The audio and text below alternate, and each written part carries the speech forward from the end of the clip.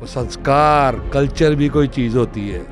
घर के अंदर वो हमारा मेहमान है और मेहमान भगवान होता है, लेकिन एक बार वो घर के बाहर आ गया ना तो टोटे टोटे कर देंगे। सर हमने सुना है कि आप एक मूवी प्लान कर रहे हैं आपके फादर श्री दारा सिंह जी के ऊपर में, ऐसा कुछ, राइट? मैं तो प्रोड्यूसर नहीं हूँ ना डायरेक्टर हूँ, लेकिन हमने मेहनत करके एक स्क्रिप्ट लिखी थी। फिर हम वो पिक्चर बनाने वाले थे, वो पिक्चर ऑलरेडी अप्रूव हो रही थी, बहुत लोग करना चाह रहे थे। फिर सडनली हमें ऐसा लगा जैसे हमारे पिताजी ने बोला नहीं, ये पिक्चर फतेह करेगा, मेरा बेटा पिक्चरों में आने वाला है। तो मैंने फतेह को बोला बाबा आप करो ये फिल्म। तो बोला पापा फर्स्ट फिल्म ये नहीं होनी चाहिए, बहुत बड़ी फिल्म है, सेकंड थर्ड फिल्म होनी चाहिए। तो वो बैक बर्नर पे चले गई और फतेह को पिक्चर ही नहीं कोई पसंद आ रही। तो मेरे को लग रहा है कब तू लॉन्च होएगा, कब तू स्टार्ट करेगा, इतना टैलेंटेड लड़का है। तो अब देखो क्या होता है, मुझे लगता है 2025 में फतेह का टाइम आने वाला है, वो लॉन्च होगा। अब वो दारा सिंह से लॉन्च होगा या कोई और फिल्म से लॉन्च होगा, ये मुझे समझ नहीं आ रहा। ये उसके ऊपर है, उसकी ज़िंदगी है। हमारे पिताजी ने हम सबको समझाया था कि तुम्हारी ज़िंदगी तुम खुद जियोगे, हम हैं गाइडिंग लाइट, कुछ भी चाहिए तो हम लोग हैं। माँ बाप भगवान होते हैं, हम लोग भगवान को प्रे करते हैं। मेरे प्रेयर में माँ बाप भी हैं भगवान के साथ, हिंदू मुस्लिम सिख ईसाई के साथ माँ बाप भी हैं, बिकॉज माँ बाप सब कुछ है। तो अब फतेह के लिए हम हैं, एंड जो वो चाहेगा, जैसा चाहेगा, वी ऑलवेज देयर। आपके जो डॉटर हैं उनको भी काफ़ी लोग अप्रोच कर रहे हैं फॉर द बॉलीवुड मूवीज। अब बिल्कुल डॉटर बहुत छोटी है, जी। बट शॉकिंग है कि सडनली बड़े बड़े लोग अप्रोच कर रहे हैं कि भाई अमीलिया को हीरोइन लेना है। तो मैं भी शॉक्ड हूँ, मेरी बीवी भी शॉक्ड है, लेकिन मेरी बेटी बोलती है yes I want to do. अच्छा। तो वो रेडी है, तो कॉन्फिडेंट है। तो आई थिंक मेरा बेटा और बेटी दोनों 2025 में लॉन्च होंगे। और बिकॉज ये I don't believe in all this rubbish के नेपोटिज्म, ये वो सब बकवास बातें। जब वो बच्चे इस लाइन में हैं, पूरे ज़िंदगी भर माँ बाप को देख रहे हैं, हम हमारे माँ बाप को देख रहे थे, हमने सीखा ही ये। एक डॉक्टर का बेटा डॉक्टर बनता है, एक लॉयर का बेटा लॉयर बनता है, पॉलिटिशियन का पॉलिटिशियन बनता है, तो एक्टर का भी एक्टर बनने में चांस होता है। पब्लिक के ऊपर है, पब्लिक डिसाइड करेगी कि ये वर्थ इट है, वर्थ द सॉल्ट है कि नहीं है। तो वो दोनों मेरे बच्चों को पब्लिक का प्यार चाहिए, हमारे डैडी का जो प्यार है वो मुझे मिला है। मैं चाहता हूँ मेरे डैडी का और मेरा प्यार सारा मेरे बच्चों को मिले, वो आगे जनता डिसाइड करे। So we love to see the third generation in the family. You can put the pictures of both my children in your podcast Sure. and let the public decide. Sir father and son के relationship के बारे में आपसे ज़रूर जानना चाहेंगे, because this is something that could be iconic. You see, हमारे पिताजी was not a hands on father because वो बहुत बिजी थे। हम जब छोटे थे हमारी माँ ने हमें पाला है। पिताजी हमारे स्कूल जाने से पहले काम पे निकल जाते थे 6 बजे सुबह, और हमारे सोने के बाद रात को 12 बजे 11:30 बजे वो घर आते थे। 5-5 शिफ्ट करते थे। हमारी सबकी ज़िंदगी उनने बनाई, उनने हम सबको सेटल कर दिया। उन क्या हार्ड वर्क की वजह से आज हम जहाँ हैं, सारे बच्चे सब सेटल्ड।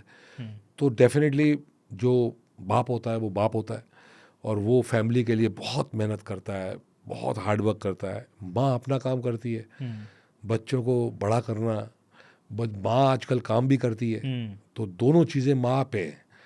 बाप बच्चों को कभी भी पाल पोस के बड़ा करने में माँ का ही योगदान होता है। तो माँ बहुत ही स्ट्रांग होनी चाहिए, आजकल की माँ जिसको काम भी करना पड़ रहा है और घर भी संभालना पड़ रहा है। ऑब्वियसली खाना वाना बनाने के लिए तो कोई भी रख सकते हो तुम, लेकिन जो संस्कार, जो कल्चर, जो हमारे जैसे सनों सरदार का डायलॉग है, वो संस्कार कल्चर भी कोई चीज़ होती है। घर के अंदर वो हमारा मेहमान है और मेहमान भगवान होता है, लेकिन एक बार वो घर के बाहर आ गया ना तो टोटे टोटे कर देंगे। तो टोटे टोटे नहीं करना, संस्कार अच्छे पाना।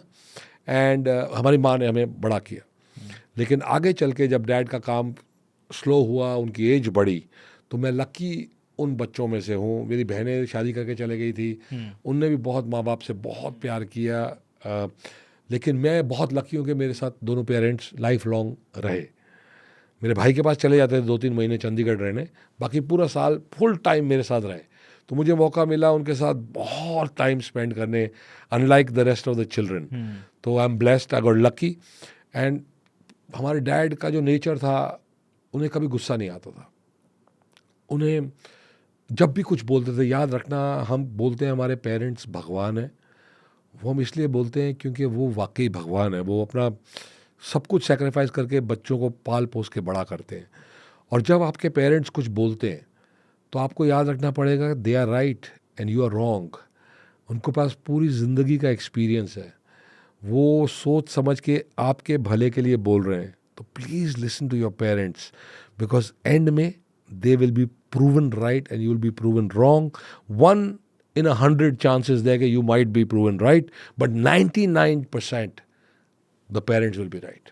सर जैसे आपकी पर्सनालिटी है तो कभी ऐसा यंगर एज के अंदर में जब आप इस में थे तो कभी ऐसा हुआ कि फ्रेंड्स वगैरह दोस्ती यारी के साथ में जाके कभी किसी के साथ में हाथापाई वगैरह हुई हो, थोड़ा सा कुछ इस तरीके से? हाथापाई में हम लोग थोड़ा थे। हम्म, क्या है कि मैं बहुत पतला था।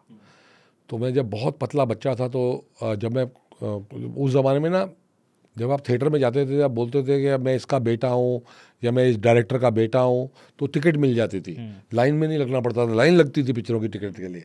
तो मैं जब जाके बोलता था मैं दारा सिंह का बेटा हूँ, कोई मानता नहीं था। अच्छा। तो हमारे घर के पास जो थिएटर था वो मानते ही नहीं थे, है झूठ बोल रहा है तू, सारा पतला सा मरा हो, दारा सिंह का बेटा। तो एक दिन मैंने डैडी को बोला, डैड आपको हमारे साथ हाथी मेरे साथी पिक्चर देखने जाना पड़ेगा। क्यों? मैं कहा वो जाके मैनेजर और वो लोग सबको बताना कि ये मेरा ही बेटा है। तो हम लोग सारी फैमिली गई डैडी के साथ और थिएटर में गए। डैड ने बुलाया उसको, मैनेजर को बोला ये मेरा बेटा है, जब आएगा भाई दे देना इसको टिकट, हाँ ये मेरा ही बेटा है। पर बड़ा इंसल्ट फील हुई थी कि यार साला मुझे ये प्रूव करना पड़ रहा है कि मैं डैडी का बेटा हूँ। तो मैं डैड को बोला, यार डैड बड़ी ऊपर वाले ने ठीक नहीं किया मुझे आपके पास पैदा करके, दुख होता है मुझे, मैं यहाँ क्यों पैदा हुआ। बोला क्यों? मैं कहा सब लोग मानते ही नहीं कि मैं आपका बेटा हूँ, ये क्या बॉडी है। बोला अच्छा एक काम कर बिंदु, तू वेट कर ले, लंबा हो जाएगा ना, जब 8th स्टैंडर्ड में तेरी खत्म होगी 8th स्टैंडर्ड, तब तू मेरे पास आना। और वो डैड रोज ऊपर एक्सरसाइज करते थे।